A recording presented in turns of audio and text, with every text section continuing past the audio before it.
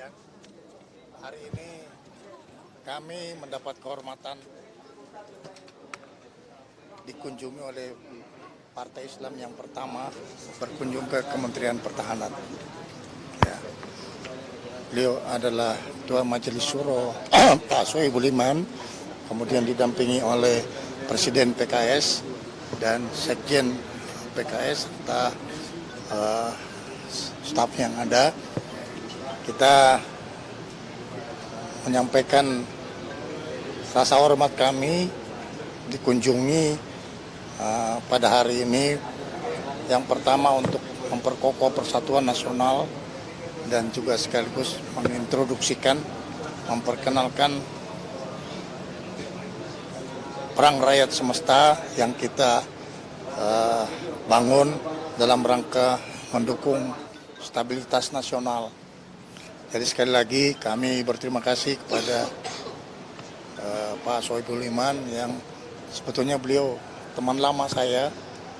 Kita sudah sering berhubungan, tapi dengan keberadaan beliau sekarang kita akan tingkatkan komunikasi, koordinasi sosial kita untuk merajut kita punya silaturahmi. Mungkin Pak, silakan Pak. Ya, terima kasih teman-teman sekalian. Selamat pagi, salam sejahtera buat kita semuanya. Pertama tentu saya juga mengucapkan terima kasih kepada Pak Menhan, Pak Syafri Samsudin yang pada hari ini sudah menerima kami. Bukan saja saya pribadi tetapi juga jajaran pengurus PKS yang baru ya. Ini sebetulnya pertemuan yang sering saya lakukan bersama Pak Syafri ini ya. Terakhir saya berkunjung ke sini pada bulan Juni ya, tanggal 15 kalau tidak salah saya berkunjung ke sini. Seperti biasa kami biasa diskusi dengan beliau. Nah, cuman kali ini istimewanya karena saya membawa pimpinan PKS yang baru ya, Pak Muzamin selaku presiden partai, kemudian Mas Holid sebagai sekjen partai dan juga Kang Pipin sebagai kepala kantor staf presiden ya hari ini. Nah, tentu seperti biasa diskusi kami sebagai sahabat tentu saling ya memberikan masukan lah. Tadi Pak Syafri sudah menyampaikan bahwa kami mendengar dan mendapatkan penjelasan dari beliau tentang sistem pertahanan kita ya, Hankam Rata itu, dan bagaimana peran masyarakat untuk menguatkan pertahanan kita. Nah, di sisi lain juga saya tentu sebagai pimpinan partai politik memberikan masukan ya kepada beliau bahwa persoalan pertahanan ini pendekatan-pendekatan setiap saat selalu berubah, dan saya menyampaikan kepada beliau bahwa ada pendekatan yang lebih komprehensif yaitu terkait dengan human security approach ya, pendekatan keamanan manusia ya, yang tentu ini melampaui persoalan pertahanan fisik militer. Di situ ada economic security, ada food security, ada health security, ada environment security, ada personal security, ada community security, dan terakhir ada political security. Nah, saya menyampaikan kepada beliau kalau pendekatan kita komprehensif seperti itu, insya Allah pertama rakyat merasa kebutuhan-kebutuhan dasarnya akan terpenuhi ya. Di sisi lain juga mereka terhindar dari rasa takut karena kita punya militer yang juga kuat gitu. Jadi kebutuhan dasar mereka terpenuhi, di sisi lain juga rasa takut mereka terjamin ya, karena ada yang melindungi mereka. Nah, mudah-mudahan dengan itu kejadian Agustus kemarin bisa tidak terulang karena dengan pendekatan security yang komprehensif seperti itu. Dan beliau tentu sangat pahamlah dengan pendekatan itu. Jadi saya sebetulnya bukan memberi masukan yang baru, tetapi sesuatu yang konfirmasi ajalah di antara sahabat ya, di antara kami. Dan yang kedua tentu kami mengapresiasi ya kinerja dari Kementerian Pertahanan ya, yang kalau saya baca dalam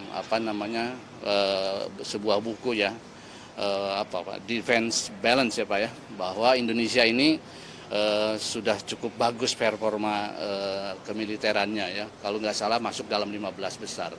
Nah, saya berharap beliau bisa meningkatkan kembali selama kepemimpinan beliau sebagai Menhankam dan juga Pak Prabowo sebagai Presiden. Nah, terkait hal itu kami juga mengapresiasi kepada beliau atas kiprahnya di dunia Islam, khususnya di Palestina ya.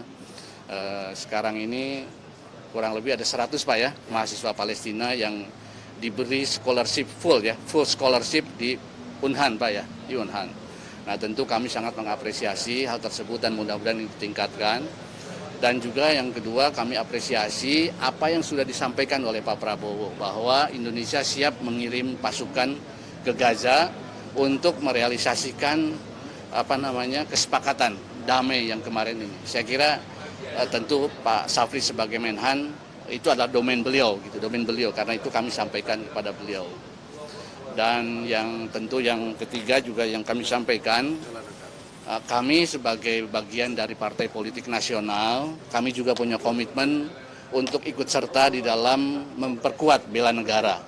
Tadi kami sampaikan bahwa PKS dengan kader-kadernya yang hari ini kami punya juga sistem ya kaderisasi ya di bidang ketahanan gitu Pak. Kepanduan kami punya program namanya Kembara ya, Kembara, Kemah Bela Negara Pak.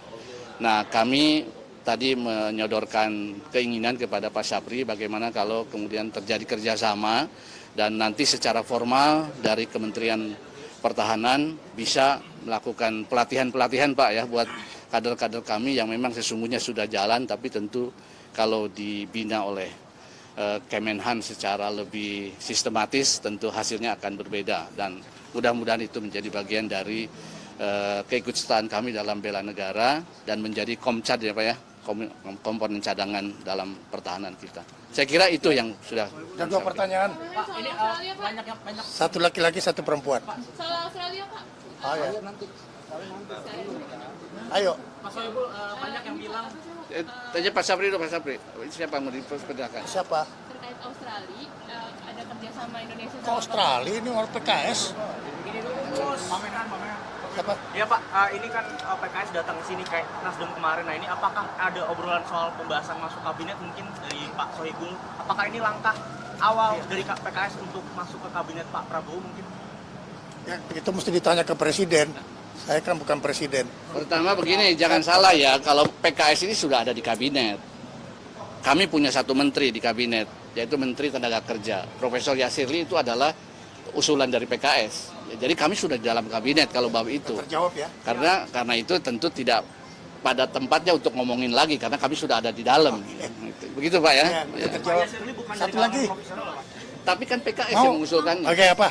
Pak, ini menjelang 1 tahun pemerintahan Bapak Presiden Prabowo Subianto dan Mas Gibran, ini mungkin evaluasi dari Menhan dan juga langsung dari PKS seperti apa? 1 tahun Pak Prabowo kerja keras untuk memenuhi keberpihakannya kepada rakyat. Jadi beliau tidak punya tanggal merah. Beliau selalu memikirkan bagaimana keberpihakannya kepada rakyat, terutama yang menyangkut soal sandang pangan yang paling utama. Oke? Ulang tahun Prabowo, Pak hari ini gimana? Kita sama-sama berdoa semoga Pak Prabowo bisa diberi kekuatan, diberikan perlindungan kepada Allah Subhanahu wa taala. Ya, terima kasih ya.